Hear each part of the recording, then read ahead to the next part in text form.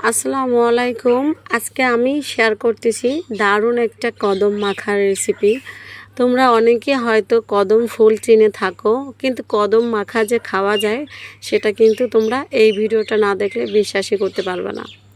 কদম মাখা হচ্ছে যেগুলো কদম একটু পাকা পাকা হয়, ফুল থাকে না, ওগুলো কিন্তু তেঁতুল বা জলপাই দিয়ে মাখিয়ে খেলে কিন্তু দারুণ টেস্ট হয়। তো তোমরা দেখে নাও আমি কিভাবে কদম মাখাই। তো আমাদের বাড়ির পাশে কিন্তু একটা কদম গাছ আছে, তো ওইখানে আমরা চলে আসছি আমার ছোটো বোন আর আমি কদম পাড়তে। তো দেখো আমার ছোটো বোন কিন্তু অলরেডি একটা কদম পেরে ফেলছে, আর কদমের গায়ে কিন্তু মাটি লেগে আছে, আর এই কদমটা কিন্তু বেশ পাকা।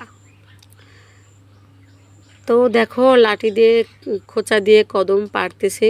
আমি জানি ওর একটু কষ্ট হচ্ছে, গাছটা অনেক উঁচু, তো কিন্তু আরেকটা কদম পেরে ফেলছে। তো চলো আমরা ওইটা উঠিয়ে নেই আর তোমাদেরকে দেখাই। দেখো কত সুন্দর কদম পড়েছে। এই এই যে দেখো আমি পেয়ে গেছি, কি সুন্দর না?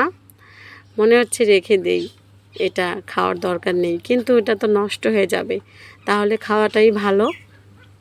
তো আমরা কিন্তু বেশ কিছু কদম পেরে নিয়েছি, এখন আমরা বাড়িতে চলে যাব। আর তোমাদেরকে আরেকটা জিনিস দেখাই, এই দেখো পাশে একটা শিমুল গাছ, আর কত সুন্দর শিমুল ফুল ফুটেছে। আমার তো ইচ্ছা হচ্ছে পাখির মতো উড়ে গিয়ে ওই ফুলের ডালে একটু বসে থাকি।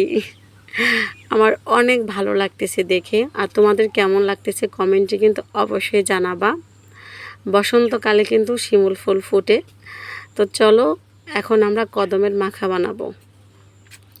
তো এখানে আমরা কদমটা নিয়েছি, আর আমরা কিন্তু বাড়িতে আসার পরে কদমগুলো ভালো করে ধুয়ে নিয়েছি যেন কোনো বালো না থাকে। আর আমরা কিন্তু কদমটা ছোট ছোট করে কেটে নিচ্ছি।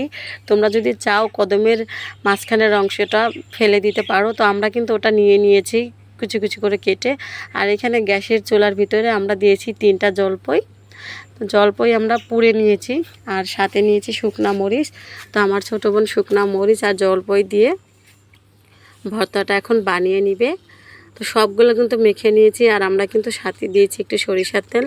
তোমাদের কাছে যদি তেঁতুল থাকে তো তোমরা কিন্তু একটু তেঁতুল এখানে দিতে পারো, এতে কিন্তু টেস্ট লাগবে। এটা কিন্তু খেতে দারুণ মজা। তো তোমরা কিন্তু এইভাবে একবার বানিয়ে দেখবা, অনেক ভালো লাগবে। তো আজকে ছিল কদম মাখার এই রেসিপি। যদি